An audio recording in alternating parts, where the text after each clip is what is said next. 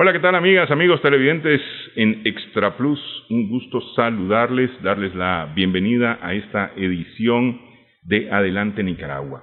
El 8 de septiembre, la UNESCO, que es la Organización de Naciones Unidas para la Educación, lo tiene declarado como el Día Mundial de la Alfabetización. Ya justamente en días anteriores estuvimos conversando un poco de este tema con el doctor Francisco Lacayo a propósito de la presentación de su libro. El mañana fue ayer, si no me equivoco ese es el nombre del libro, pero bueno, pero estuvimos conversando a propósito de este tema. Hoy vamos a hablar siempre sobre el tema alfabetización con una persona que ha estado los últimos 40 años de lleno completamente en el tema de la alfabetización, el profesor Orlando Pineda Flores, que es el presidente de la Asociación de Educación Popular Carlos Fonseca Amador. Muchas gracias por estar con nosotros, profesor, aquí en el estudio para poder hablar sobre este tema. Néstor, buenos días. Una cosa importante, estoy todo sudado, y lo decíamos antes de empezar el programa, los tiempos y las temperaturas han cambiado a tal grado que antes llovía y la tierra se refrescaba. Claro. Hoy llueve y el vapor de esa tierra caliente sube y nos produce mucho calor. Sí, hemos estado en días lluviosos, tenemos ya varios días que nos ha estado lloviendo y sin embargo la tierra todavía no termina de refrescarse. Esa es parte de la alfabetización, profesor. Aprender el porqué. Aprender el porqué y aprender cómo revertimos eso. Cómo revertirlo, claro, porque una cosa es saber por qué. Y ahí, saber por qué te cruzas de brazo. Y otra cosa es saber por qué y cómo revertirlo, con acciones que tengan que ver cómo revertirlo para el bien de la humanidad. Sí. 40 años, profesor. Pero sigamos tocando ese tema. Sí, no, es que lo vamos a tocar, pero justamente quiero hacer esa introducción porque el 23 de agosto de 1980 terminó la Gran Cruzada Nacional de Alfabetización. Y hace poco estuvimos festejando, estuvimos realmente muy alegres, celebrando con alfabetizadores de 1980, alfabetizadores del 80 al 90, del 90 para acá, de los últimos 40 años, eso de alfabetizar. ¿Ah? Y ha sido un camino, 40 años, todo un camino. Sí. Sí. En donde estos temas han estado metidos. Claro. Sí. Claro. Sí, ¿te gustó, no? Claro. El día 16 hicimos como un calentamiento donde vendimos escarapelas, ¿no? Porque hay miles de ustedes que fueron brigadistas del 80 que la habían perdido. Cotonas también, sombreros. Lo que no pudimos vender es la lámpara. Hubiera sido bonito, ¿no? Vender la lámpara también. Tener ese recuerdo. De seguro le hubieran comprado varios, sí. Porque fíjate que se vendieron 496 cotonas. Alguna gente no le quedaba de tan grande y así se la llevaban para componerla. Ajá. Entonces eso fue bien bonito y eso llamó la atención para que el 23 pudiéramos estar todo ese gentillal que estuvimos el día 23 y que vos y tu niñita también estaba allí, pudieron ver esa gran alegría que nos ha caracterizado toda una vida, porque ¿por qué estar triste, no? Claro que teníamos pensado, y vos lo sabés, desde el año pasado habíamos pensado lograr que alfabetizadores del 80 que estaban en Matagalpa, en Jinotega, en la costa atlántica, en León, Chinandega, y todas las cabeceras, pudieran ir enamorando poco a poco a los brigadistas, para que pudiéramos reunirnos de los 80, unos 20,000, aquí en Managua. Pero como también estaban los de 1990 al 2004, Entonces nosotros personalmente ya estábamos enamorando a estos, desde enero, febrero, por ahí. Pero también estaban los del Yo Sí Puedo, que esos son, pero, montones. Sí, montones, sí. Entonces, pensábamos hacer una gran marcha bonita, con pancartas, Yo Sí Puedo, pancartas de aquellos tiempos, con el logotipo en una sábana grande, y una cosa linda, pues. Pero claro, con el coronavirus, ya no pudimos arriesgarnos a eso porque no era correcto. Había que tener disciplina, hacer caso de las medidas de seguridad, y bueno, no lo pudimos hacer, pero no nos íbamos a quedar con los brazos cruzados. Entonces inventamos cómo vender lo que te dije, el día 16. ¿Por qué el día 16, Néstor? Porque ese es el día que comienza la Dirección Nacional, el Ministerio de Educación, a desmovilizar a toda aquella gran multitud de jóvenes que vos bien sabés cómo venían ustedes. Alegría, una gran felicidad, como quien dice, hemos cumplido, mamá, hemos cumplido, papá, yo soy tu hijo, yo soy sentiste orgullosa, mamá, sentiste orgulloso, papá, de tener un hijo o una hija como yo, que ya le enseñé a leer a 10 o 15 o 20, 3 o 4 a 1, pero le enseñó. Entonces sentían que los chavalos de la película, ustedes en todo caso, ¿verdad? Y entonces esa alegría empezó el día 16, cuando se desmovilizó Nueva Guinea, Muelle de los Bueyes y Rama. Más o menos unos 540 camiones y buses entramos aquí a Managua. Entonces ese día había que celebrarlo, entonces comenzó la feria. Y no hicieron falta muchas tazas, no hicieron falta cotonas, no hicieron falta sombreros. Escarapelas todavía hay como unas 30, ahí, porque claro, eran 1000. Entonces, eso motivó a que se divulgara todo esto, y el día 23 ocurrió lo que vos viste, aquella gran alegría, aquella gran felicidad con que estuvimos juntos, unidos, compartiendo las canciones de aquellos tiempos. Me gustó mucho los grupos que llegaron de la juventud, grupos de la UNAM, que nos ayudó muchísimo con los bailarines y el grupo de música de aquellos tiempos, de la pasada, ¿no? Entonces aquello fue una gran alegría. Vos te encontraste seguro con los de tu escuadra, los que estuvieron en tu municipio, los que estuvieron en tu comunidad, un encuentro tan lindo, lleno de abrazos, lleno de armonía, lleno de amor, ¿verdad? Que eso es lo que debíamos de seguir practicando en esta patria: el amor, el cariño, esos encuentros bonitos donde nos platicábamos cómo casi te escapaste de ahogar, cómo la mula te botó, cómo el guabul no te gustaba con sal o sin sal, el pinolillo por la tarde, todo eso. Las primeras ampollas por el machete. ¿Entendés? Cómo la tortilla le salió mal a la muchacha la primera vez. Y bueno, el aprendizaje de la humildad de los campesinos, ¿no? Cuánto nos enseñaron, cuánto se aprendió legalmente, ¿eh? Entonces todo eso lo contaban el día 23. Fue chiquitito la mañana del 23 y la tarde de ese 23, pero fue chiquitito para tantas anécdotas que se contaban entre ellos, ¿verdad? Existió una gran alegría. Lógico, había un compromiso que le gustó a mis amigos catalanes, les encantó, a mis amigos también de Suecia me escribieron y les encantó. No habíamos ido donde Carlos, teníamos días de no ir donde Carlos, a pesar, Néstor, que Nicaragua ha venido declarando territorios libres de analfabetismo todos los años.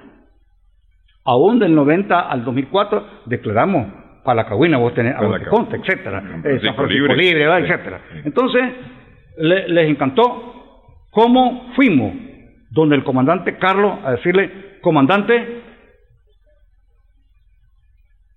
hemos cumplido con la cruzada, pero 40 años han pasado y seguimos cumpliendo, y vamos por más tareas ahora, alfabetizadoras, pero ahora con una alfabetización totalmente acompañada de la producción, de la salud y el cuidado del medio ambiente, de lo que comenzaste hablando, ¿no? Del calentamiento de la tierra después de la lluvia. Entonces, eso, Néstor, prácticamente es lo que nos tiene jóvenes, lograr vivir logrando que esta patria vaya hacia adelante a través de una alfabetización que ya no es AEU, ya no es la cartilla, ya no ocupamos la cartilla que ocupamos en la cruzada, ya no ocupamos el método que ocupamos en la cruzada, ahora estamos ocupando otros métodos, especialmente el Yo Sí Puedo, que es un método muy eficaz. Creo que a esta altura hay 15 millones de compañeros de América que saben leer gracias a ese método cubano, que Leonela lo trabajó, se lo presentó al comandante Fidel, y bueno, y empezó a divulgarse hasta llegar a Nicaragua también, y aquí nos sentimos muy agradecidos de Cuba, de ese pueblo hermano, y especialmente de Leonela y el comandante Fidel, que nos regalaron esos televisores para nosotros poder declarar a esta patria una patria alfabetizada, una patria libre de analfabetismo. Ok, de todos modos, o más bien, pese a todos los esfuerzos, todavía hay focos poblacionales en donde todavía hay gente que no sabe leer y escribir. La cruzada duró 5 meses, de marzo a agosto en 1980. Luego hubo esfuerzos varios, principalmente cortados o reducidos por la guerra en los 80, ¿no? Porque sí, se trataba de la seguridad de los educadores, porque ya no eran solamente brigadistas, ya eran educadores que estaban participando en las tareas de alfabetización, porque es decir, en el 80 se redujo a poco menos del 13% según las cifras oficiales. Sin embargo, había que bajar eso que quedaba para llevarlo hasta 0, porque la idea de la revolución era que aquí todo el mundo supiera leer y escribir y todo el mundo fuera por lo menos con primaria, o tuviera por lo menos la primaria aprobada en algún momento de su vida, pues. ¿Para qué? Sí. Hay que ver el para qué. Sí.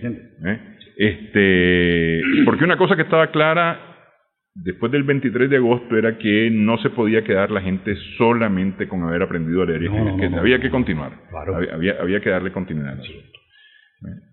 Después del 90, del 25 de febrero, el día 26 se creó la Asociación de Educación Popular Carlos Fonseca, el 26 de febrero de 1990, sí, para poder continuar alfabetizando.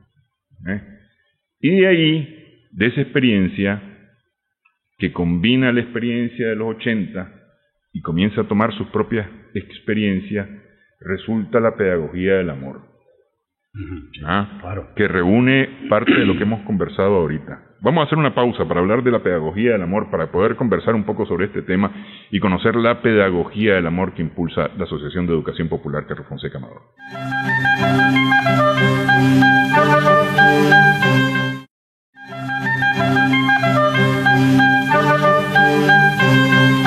Seguimos en Adelante Nicaragua en Extra Plus. Estamos conversando con el profesor Orlando Pineda Flores, el presidente de la Asociación de Educación Popular Carlos Fonseca Amador, AECFA, que ya tiene página web, además de su Facebook, de su Twitter, creo que Instagram también está ya en todas las redes sociales, pero además con página web.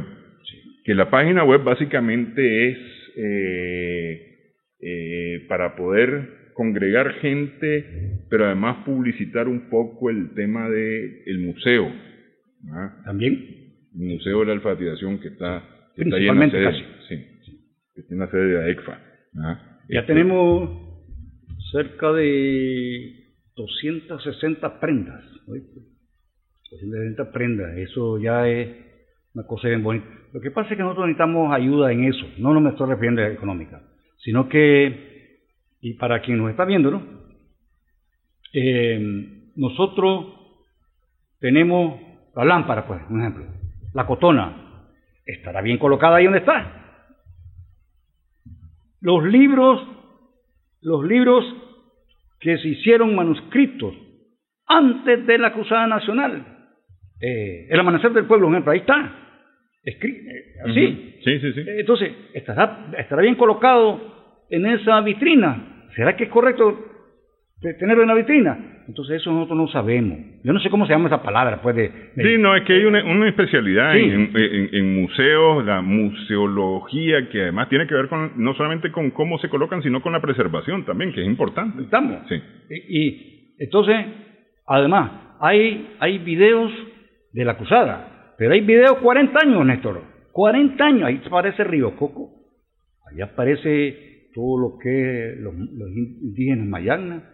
Mucho hay sobre el río Coco, sobre el río San Juan, sobre los indígenas Rama. Entonces, eso, ¿cómo cuidarlo? Entonces, ahí necesitamos nosotros ayuda. Porque el dinero es importante, vamos, no vamos a negarlo, porque puede ser que nos estén oyendo, mirando, y entonces dicen, ese maestro es loco, dice que el dinero no importa. No estoy diciendo eso, sino que no estoy hablando de dinero, estoy hablando de especialistas, de conocimientos sí. Que nosotros no tenemos. Sería mentiroso decir, no, nosotros ya sabemos todo, nosotros sabemos que no tenemos nada, que estamos aprendiendo en el camino muchas cosas. Entonces necesitamos eso para mantener ese museo, para el bien de las nuevas generaciones, para el bien de tu niño, de tu niña, que llegan allí a mirar, ¿verdad? Pero entonces, y preguntan, ¿qué cosa es esto? Entonces ahí se le habla de 40 años atrás, vamos, y la gente tiene que saber qué pasó hace 40 años, qué ha pasado con Palacagüina, qué ocurrió en Palacagüina, cuándo se declaró Palacagüina territorio libre de analfabetismo, ¿y por qué? ¿Y por qué? Sí. Vamos, ¿y cuánto costó? No me refiero en dinero. Niquinomo, fíjate que en Niquinomo vinieron brigadas hondureñas a Niquinomo, año 2004 y 2005, brigadas hondureñas, brigadas salvadoreñas, vinieron a ayudarnos a trabajar en Niquinomo, la tierra que vio nacer el general Sandino. Entonces, todas esas cosas están en el museo y necesitamos también recibir experiencia de eso, experiencia profesional, que nos ayuden a cuidar todo ese patrimonio que hay ahí, que no es de la ECFA, es de Nicaragua, es del mundo. Sí. Porque la Cruzada Nacional de Alfabetización lo dice la UNESCO, esa mística, esa entrega de nuestro gobierno, esa entrega de nuestro pueblo, esa entrega de nuestra juventud a las tareas alfabetizadoras, y los documentos son ya patrimonio de la humanidad. Lo dice la UNESCO, no lo digo yo. Entonces eso hay que conservarlo. Hay que cuidarlo, justamente para que la humanidad lo pueda disfrutar. Hombre, y sí. Yo creo que hay que aprovechar este rato para poder invitar a algunos compañeros a que nos ayuden a saber colocar las cosas y saber, como vos decías, preservarlas, porque de nada sirve tenerlas ahí y después las páginas estén todas comidas de cucaracha, comidas de ratón, de polilla. De nada ha servido el esfuerzo, porque mucha gente se ha desprendido de esas cosas. Se ha desprendido de cosas muy valiosas, como los libros originales, desde antes de la Cruzada, ahí están. Sí. Entonces, ese desprendimiento, te voy a poner un ejemplo, hay gente que se desprendió de su cotona, la cotona que está ahí, un compañero la dio, es su cotona, ¿entiendes? Entonces son cosas que vos tenés que cuidarlas, porque esa es la cotona que ese muchacho anduvo durante la cruzada, entonces tenés que cuidarla porque se desprendió de ella. Hay gente que entregó su diploma. Hay gente que entregó su diploma. Y puso su diploma ahí. Sí. Claro. No, entonces tenemos una gran responsabilidad. Y fíjate que qué bonito, hombre. Fíjate que ese museo queda de Armando Guido, una cuadra abajo, 20 varas al lago. O sea que te estoy hablando de un barrio pobre. Vamos, de un barrio que queda en la carretera norte, pero queda en un barrio pobre, San Luis Norte. Entonces, y está enfrente San Luis Sur. Y están las torres allá abajo. Entonces, un barrio pobre. Y ahí nadie nunca ha entrado a robarse una cosa. Ya está, qué preciosidad. Eso es bonito, porque la gente, quiere decir que estamos rodeados de gente que ama ese... Que valora. Que valora ese lugar. Sí. Y son gente pobre. Sí. No me va a decir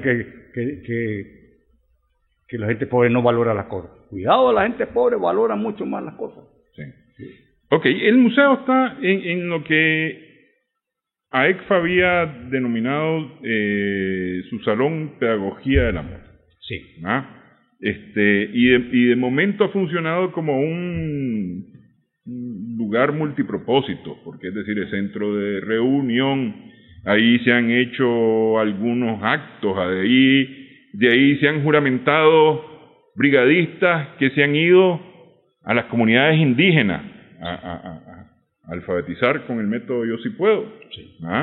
Pero también ahí están preservadas o están puestas todas estas cosas que tienen que ver con la alfabetización, y no solamente la alfabetización de los 80, la alfabetización hasta el día de hoy.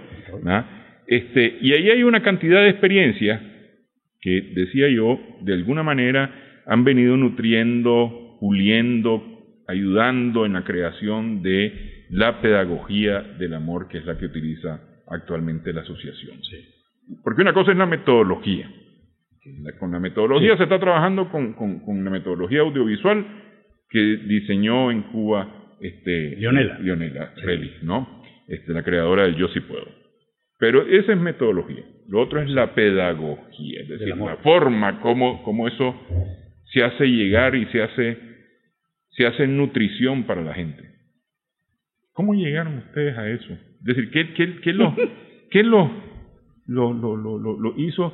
Decir, hombre, vamos a enseñar de esta forma y vamos a enseñar esto, y no solamente letras y números.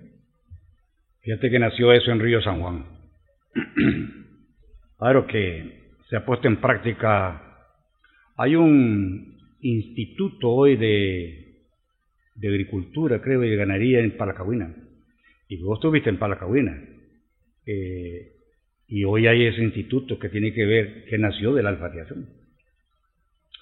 Pero esta pedagogía del amor nació en Río San Juan. Fíjate que fuimos enamorando. En Río San Juan, tenés que estar claro que Somoza heredó a ese territorio con un 96% de analfabetismo. Solo 4 personas de 100 sabían leer. Eso es doloroso, es una injusticia social. Entonces, resulta que la Dirección Nacional se da cuenta de que allí hay un hospital con un doctor, 2 enfermeras, 14 camas. Hay en Río San Juan 14 escuelas, unos cuantos maestros, en su mayoría casi muchos de Granada. Entonces, en el año 1982, la Dirección Nacional decide, junto con el Ministerio de Educación, en el tiempo estaba Panchito, deciden darle prioridad a la zona especial 3.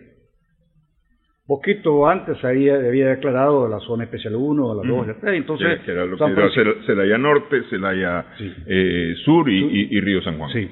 Entonces, toma la decisión de que nos fuéramos a Río San Juan.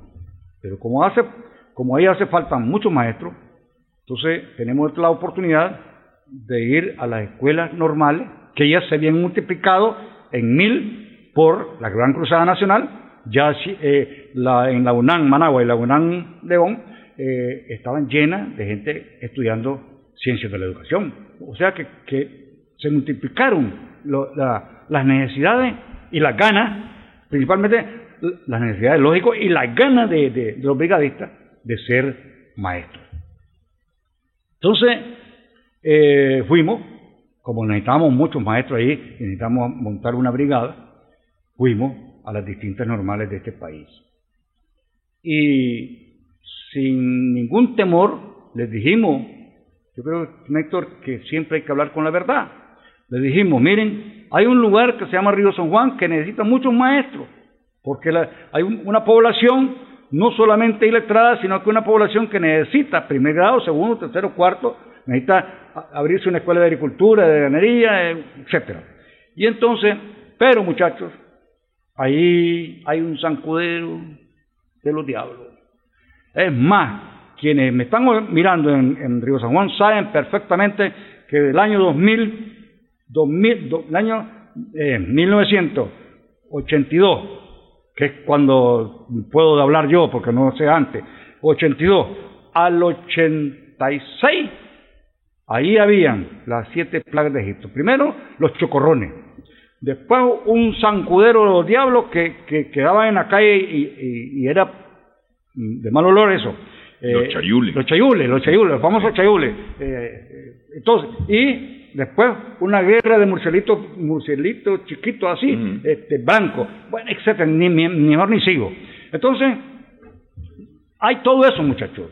Y también ahí el 65% de la atención será por agua. Y por otro lado, hay guerra. Y tenemos que someternos a todas esas cosas, ¿verdad? Nadie nos está esperando con una cama luna. Vamos a tener que hacer nuestro propio camarote y vamos a hacer nuestra propia escuela. Ahí vamos, Néstor. Y vamos a hacer nuestras propias escuelas. Entonces dicen los muchachos, pero nosotros no somos constructores, ahí vamos a aprender. Entonces, yo digo, de aquí de la normal,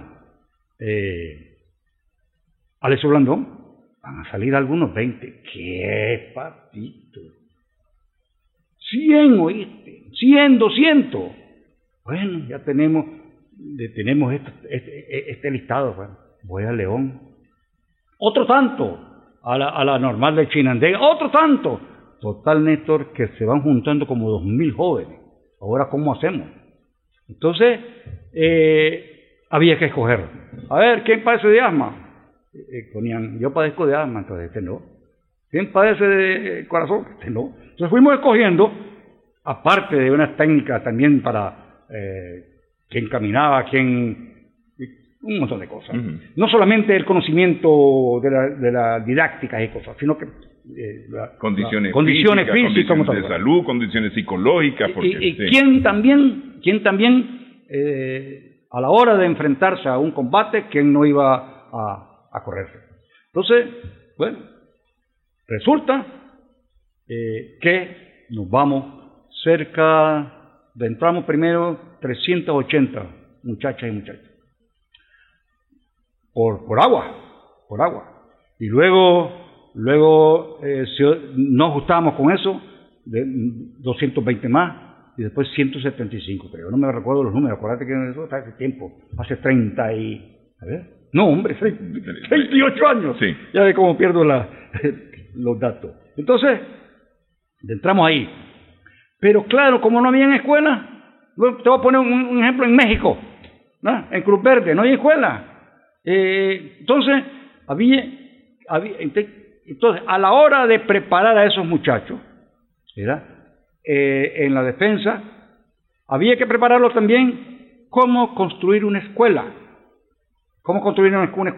Entonces, conseguimos un carpintero de madera, de carpintería de madera y de palma, ¿verdad?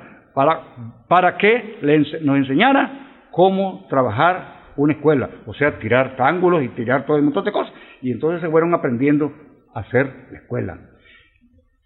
Pero también cómo organizar cooperativas. Pero también cómo lograr trabajar las hortalizas y darle de comer a los niños. Hortalizas. De manera entonces que fuimos con esos conocimientos de entraron todos esos jóvenes de la brigada Benicio Herrera Jerez, que tanto amo y tanto quiero a esa brigada, porque fueron muy valientes. Entonces, pero además hay que recordar que Benicio era un educador que se fue a alfabetizar ahí a esa zona y que lo mató la contra. Entonces, sí, un gran hombre, un hombre que dejó sus niños para ir a servirle a la patria, vamos.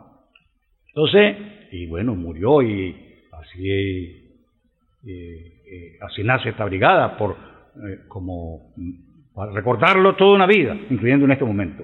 Mi respeto para Benicio, mi respeto para sus hijos y su esposa, y su madre y su familia.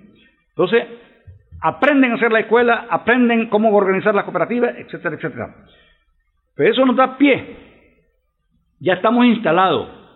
Y un año después de estar instalados ahí, que ya estamos en todas esas montañas está la brigada Benicio Herrera, 3, 4, 5, 10 maestros en cada comunidad, trabajando no solamente de primero a sexto, sino que también logrando captar todas las muchachas y muchachos campesinos que tuvieran mucha capacidad, ¿verdad? Y mucho interés en de ser maestros, para trasladarlos a organizar una escuela normal Mélida Anaya Monte. Entonces logramos hacer una escuela normal en San Miguelito para lograr sacar ahí a los maestros. Entonces, en la escuela normal Mélida Anaya Monte se empieza a enseñar, ¿verdad?, los principios que debe tener un maestro. No solamente pi es igual a 3.1416, no es solamente 4 paredes, los principios que tiene que tener un maestro, ¿verdad? La entrega que tiene que tener un maestro, la mística, el amor, el cariño, la humildad que tiene que tener un maestro. Entonces, pero a la par de eso, le enseñábamos también cómo hacer su propia escuela. Pero ella no es palma de bambú, sino que con zinc. Y así, luego, cómo trabajar pan, cómo trabajar queques, cómo quitar pelo, cómo modista. Entonces, una escuela normal que tenía que ver con todo lo que el maestro iba a enfrentarse en la comunidad. Entonces, después que eso va funcionando, y que ahora, Néstor, después de producir los grandes aguacates, después de producir la raicilla, después de estar produciendo los pardos suizos, eso nació con la educación, y él lo sabe, el Río San Juan. Entonces, hoy día, ¿quiénes son las maestras de Río San Juan? Los propios hijos de ahí. ¿Quiénes son los abogados? Los propios hijos de ahí. ¿Quiénes te dan clases de psicología? Los propios maestros de ahí. Entonces, cuando una vez que nos reunimos con unos italianos, pedagogos, con Miguel Soler, que nos reunimos con Jaime Botey, con mi amigo catalán, bueno, entonces cuando nos reunimos, entonces dices, ¿sabe esto, Orlando? Hay que ponerle un nombre, ¿cómo se llama? Entonces nació la pedagogía del amor. Dice, esto se va a llamar la pedagogía del amor, que no solamente tiene que ver con las clases, sino que tiene que ver también cómo lograr que una comunidad salga de la pobreza, cómo empezar a enseñarle a esa comunidad a producir rubros económicos que le dejen tingos ganancias a la familia. Es correcto que una familia pueda dormir en una cama matrimonial. Vamos, ya no, el tapesco está correcto, pero tiene que progresar vendiendo aguacate grandísimos, vendiendo hortalizas, vendiendo aceite de coco, no el coco, vendiendo un sinnúmero de cosas, como tener sus vacas para ordeñar y hacer queso, etcétera. Entonces eso nació de esa enseñanza, de esa pedagogía, que no solamente tiene que ver con pi es igual a 3.1416, sino que tiene que ver con la vida de la comunidad. Ok, eso ocurre todavía en los 80, es decir, eso es hacia el 86, 87 más o menos, sí, que ocurre eso, y se empieza a aplicar la pedagogía del amor. Viene el gobierno sandinista, pierde las elecciones en el 90, ¿ah? El Ministerio de Educación dice, a mí no fa la alfabetización, sí, ¿ah? Porque a mí lo que me interesa es otra cosa, y la asociación decide tomar la pedagogía e irse a enseñar, sí, es decir, o continuar enseñando, porque la asociación está integrada por miembros o por quienes tuvieron la experiencia de Río San Juan, quienes vivieron la experiencia de Río San Juan principalmente. Por ahí empieza la asociación. Vamos a hacer pausa nuevamente en esta edición de Adelante Nicaragua, en la que estamos conversando con el profesor Orlando Pineda Flores.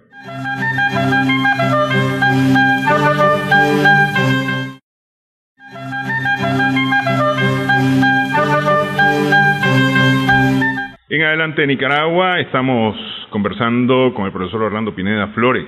Hablábamos acerca de la pedagogía del amor a propósito del 8 de septiembre, Día Mundial de la Alfabetización. Esta pedagogía la adoptan en Río San Juan, sí, la crean en Río San Juan, pero a partir del 26 de febrero del 90 para acá, la asociación la adoptó como suya y se apropió en su aplicación a donde estuvieron alfabetizando San Francisco Libre, Palacahuina, Morrito, las Palmitas. Estuvimos en Los Cocos. En Los Cocos. Regadillo. Sí. Esto está hablando de Matagalpa, sí. De Darío. Puertas Viejas. Sí, sí. Entonces ahí se aplicó, se ha venido aplicando en San Francisco Libre, se ha aplicado en Palacahuina, sí. Se ha aplicado en varios lugares. Pero eso ya no era 5 meses de alfabetización, no, eso ya eran procesos más largos, largos, porque además no era solamente enseñar, leer y escribir, no era solamente trabajar la parte agroecológica que se llama hoy, sostenibilidad, no era solamente eso, sino que además acompañar a la gente en un proceso de aprendizaje para que después pudieran andar por su cuenta. Lástima que el tiempo se nos va a ir acortando, Néstor, pero esto es una cosa muy interesante. Fíjate que yo te podría decir que el éxito de que un pueblo se alfabetice está en este tipo de cosas. Vos ya no podés en el mundo estar alfabetizando pizarra, marcador, 4 paredes, no, porque ya el joven quiere alfabetizar, pero con nuevas metodologías. Ya el campesino, ya el obrero quiere aprender a leer. ¿Para qué? ¿Entiendes? ¿Para qué? No es, yo voy a, si vos le decís en este momento a un ser humano en el mundo, te voy a enseñar a leer para que leas el periódico, yo creo que ni caso te va a hacer. Ya no estamos en esas eras. Ya estamos en otro momento donde el ser humano quiere aprender a leer. ¿Para qué? Entonces, luego lógico que Nicaragua logra tener su pedagogía y hoy en día la gente te pide de ser soldador. Aprender a leer para soldar, aprender a leer para componer un reloj, aprender a leer, no solamente para producir aguacate, sino que para aprender a componer un carro. Entonces hay aprender a leer para otro tipo de técnica. Por eso el INATEC, yo estuve en el INATEC la semana antepasada, Y a mí me encantó mucho estar ahí. Yo quisiera volver a ir porque tiene que ver, en efecto, tiene que ver con esa pedagogía. Tiene que ver con alfabetizar para tener nuevas técnicas de producción. Y eso es lo que los jóvenes piden.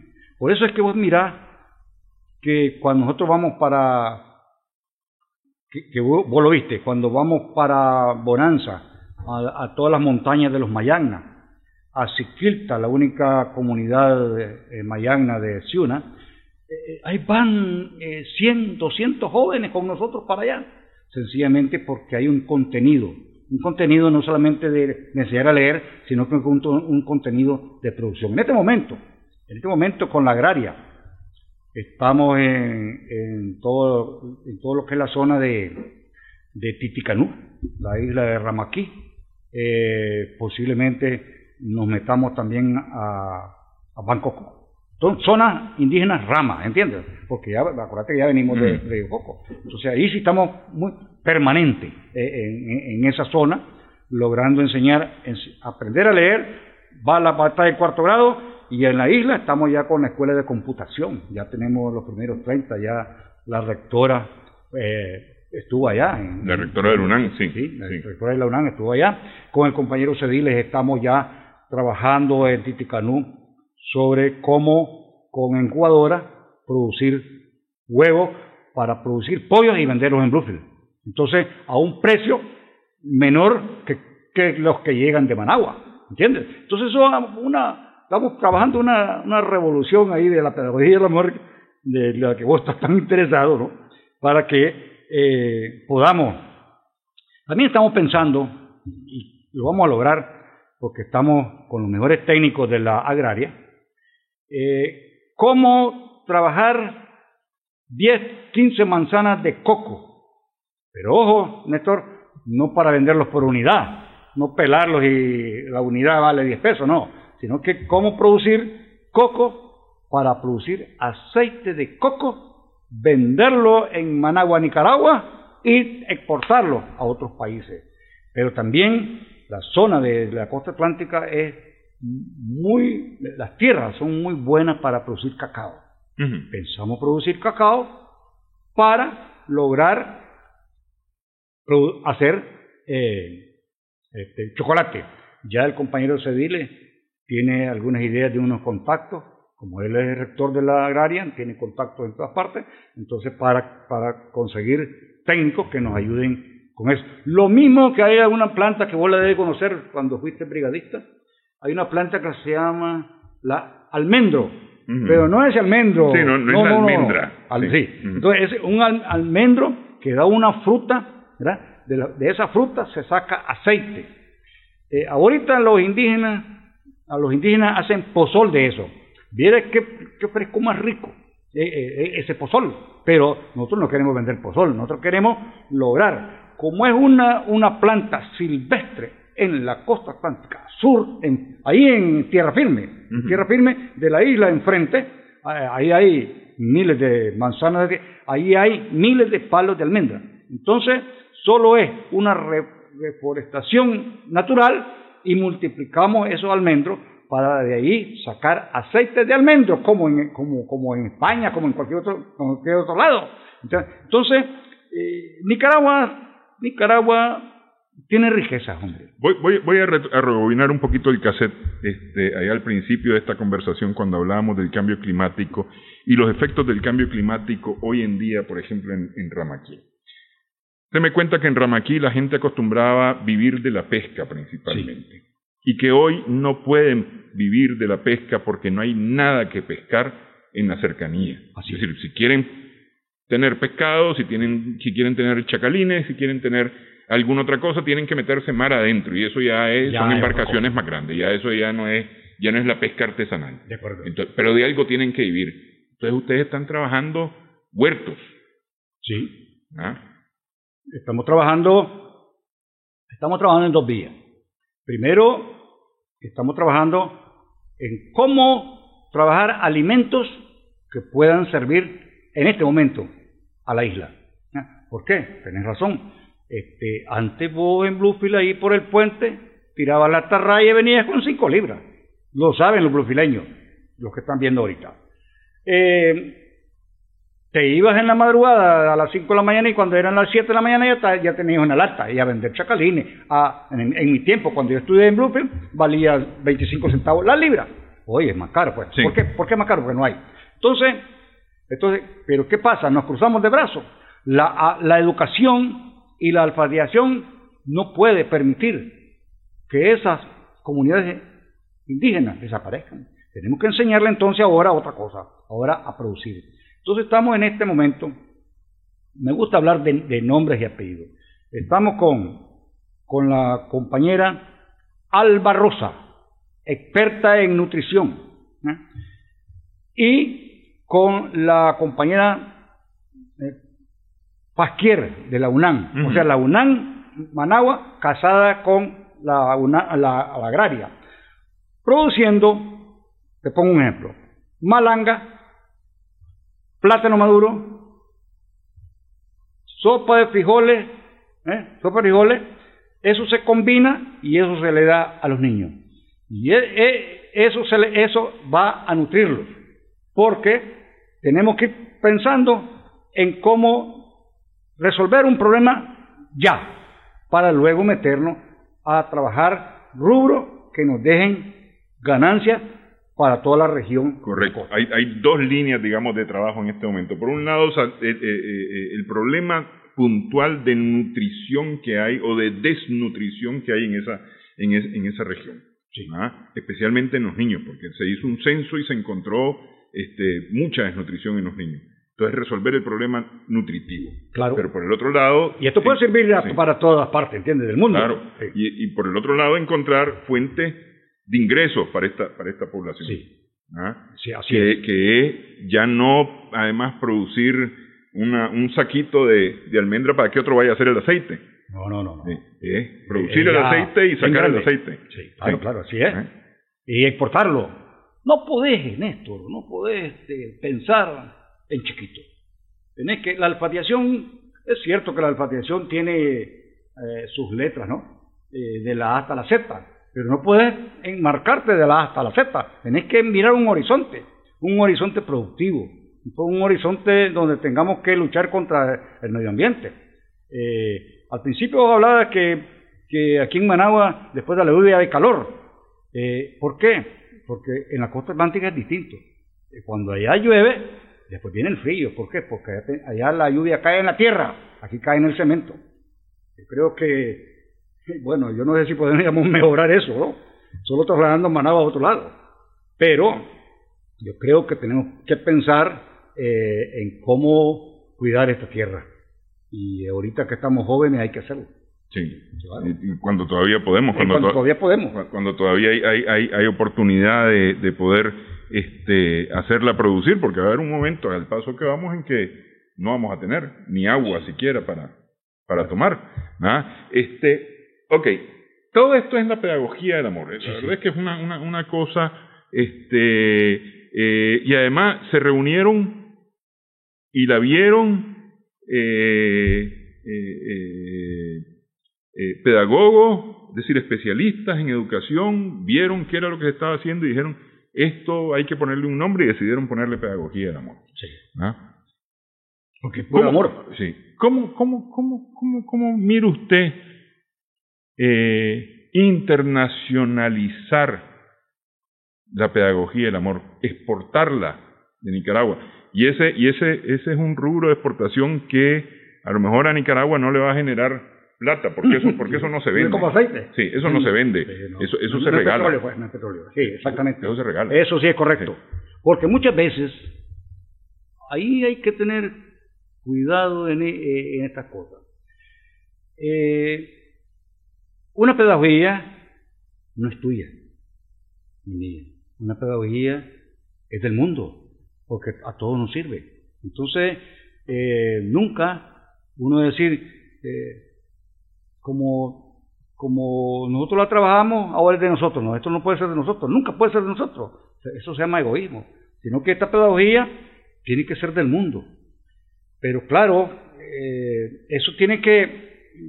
a vos te hablaron los mexicanos que querían conocerla. Sí, entonces, estamos abiertos para eso. Estamos abiertos para poderles contar cuáles son algunos resultados que hemos tenido.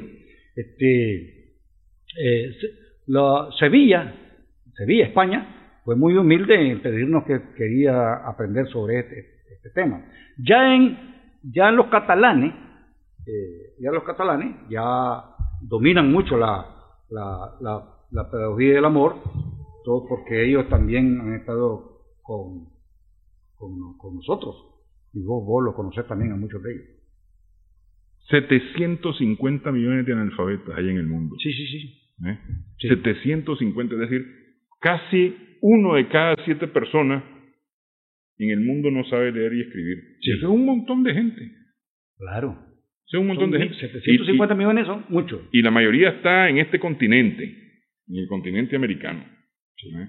Y en Latinoamérica especialmente, aunque Norteamérica tiene bastante. Lo que pasa es que de eso no se habla, pero tienen bastantes también. Sí. Pero, Néstor, si Honduras, por ejemplo, El Salvador, tienen iletrados, no es que los esté justificando. Son territorios pobres. Si Haití tiene iletrados, ¿verdad? No estoy justificándole, pero es difícil para un territorio pobre lograr bajar los índices de analfabetismo, aunque se puede, como lo ha hecho Nicaragua, con la voluntad política y con la participación y movilización popular. Que eso hay que incidir en ese tipo. Pero que Nueva York, tenga iletrado, eso es imperdonable. Y yo no me gusta hablar de estas cosas así porque pueden ser que uno está ofendiendo, pero que Nueva York, como un país muy rico, tenga iletrado, eso es inconcebible, especialmente Nueva York, por ejemplo. Que los habitantes de estos territorios, o te lo pongo de otra manera, nosotros los nicaragüenses nos sentimos orgullosísimos porque nos sometemos a cualquier investigación de quien sea. Váyanse a la isla Ramaquí y van a encontrar el 3% de analfabetismo.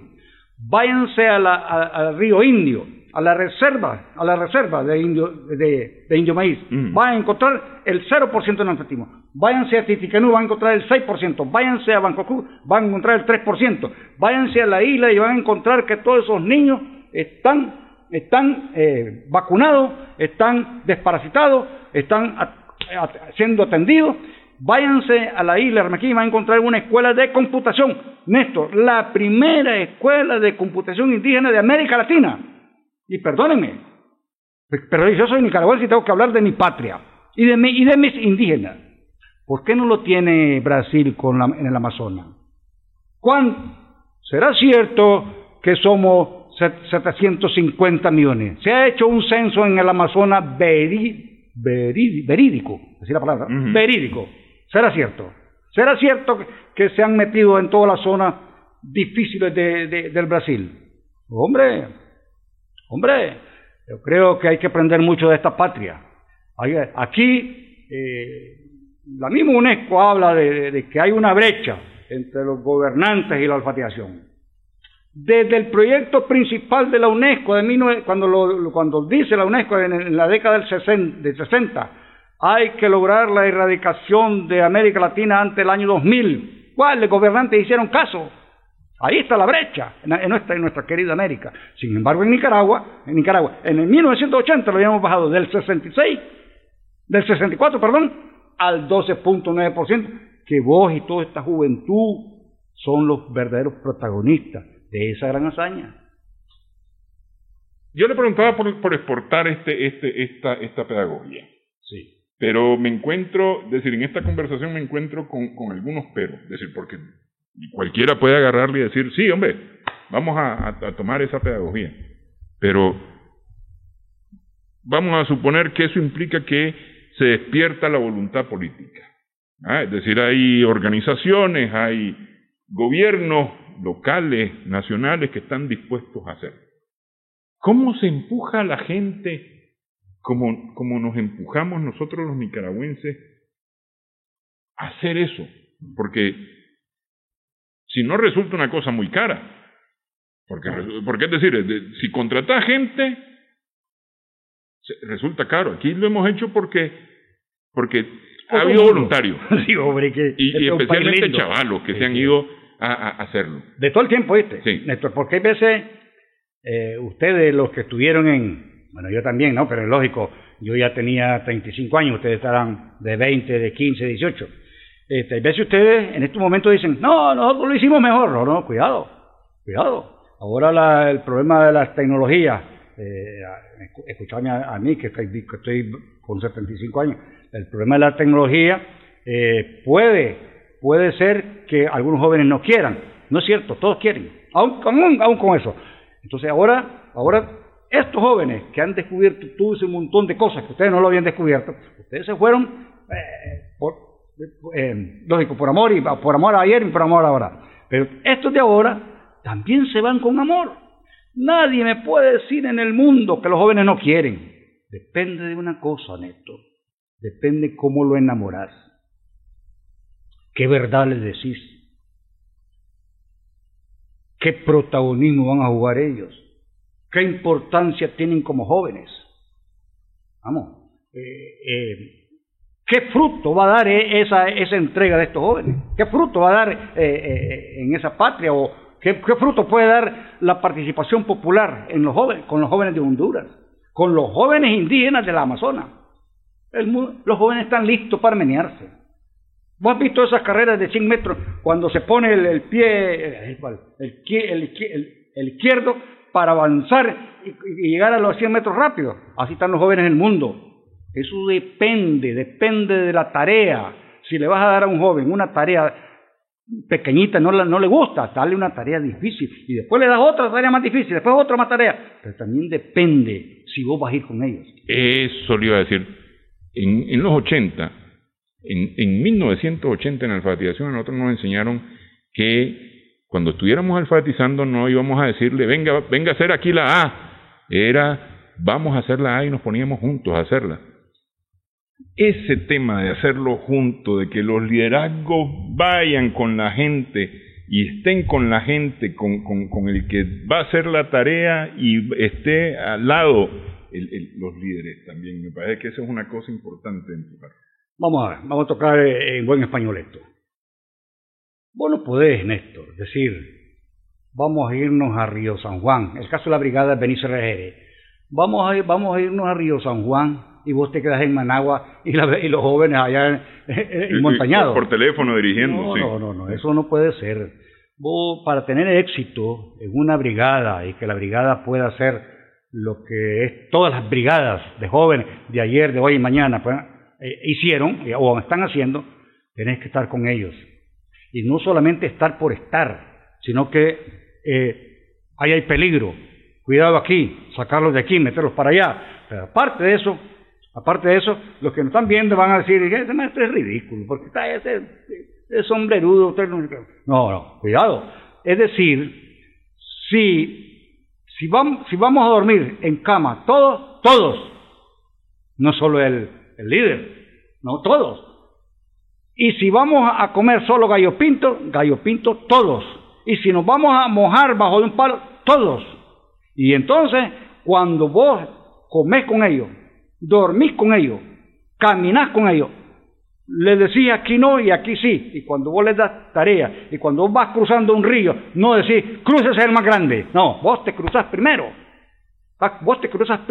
Y cuando ellos te miran que vos te cruzás primero, te van siguiendo toditos. Y donde el paso que vos diste, ahí lo van dando toditos. Y ahí es el triunfo del asunto. Porque el líder no debe decir, vayan, como lo que vos decís.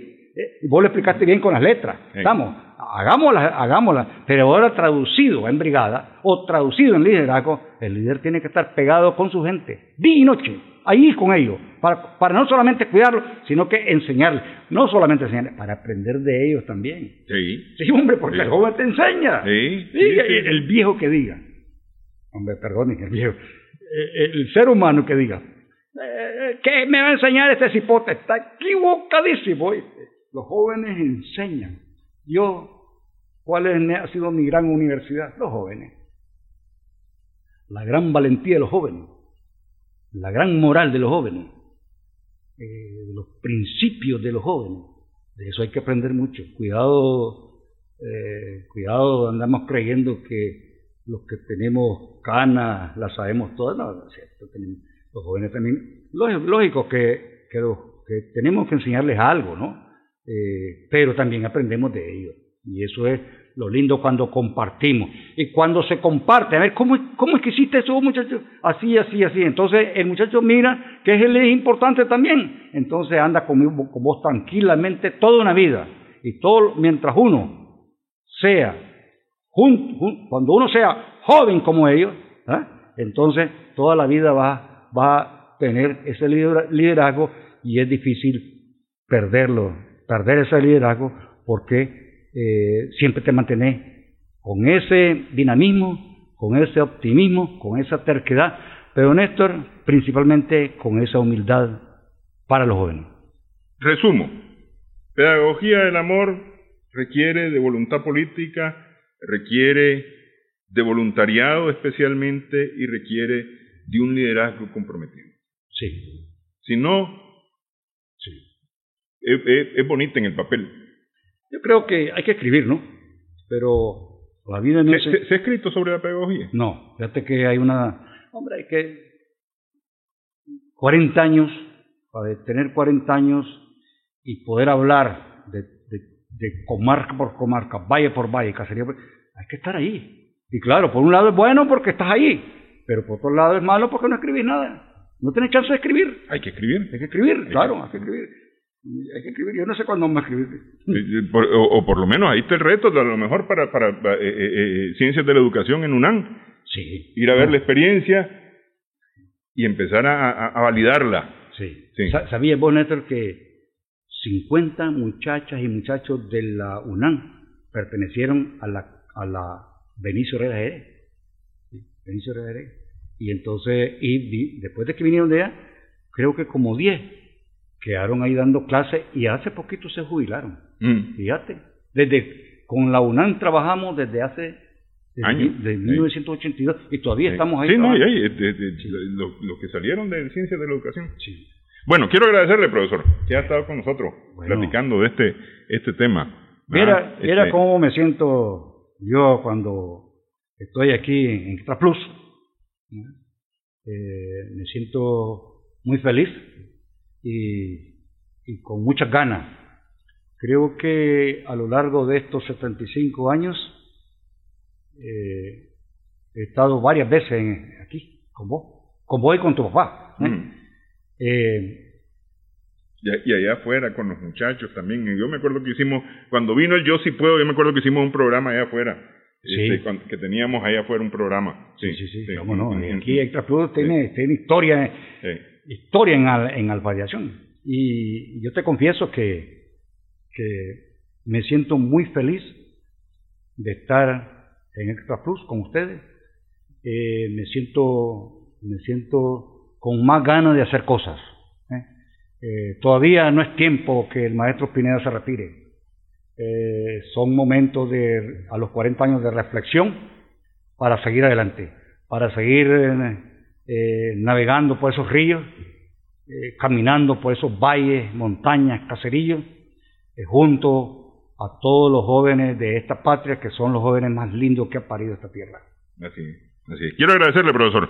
Felicidades por estos 40 años de alfabetización, por sus 75 años, de los cuales la mayoría están dedicados a la educación. Sí. Quiero agradecerle. Gracias. También nuestro agradecimiento a nuestras amigas, amigos televidentes por su sintonía en esta edición de Adelante Nicaragua. Esperamos que el programa haya sido de provecho para ustedes.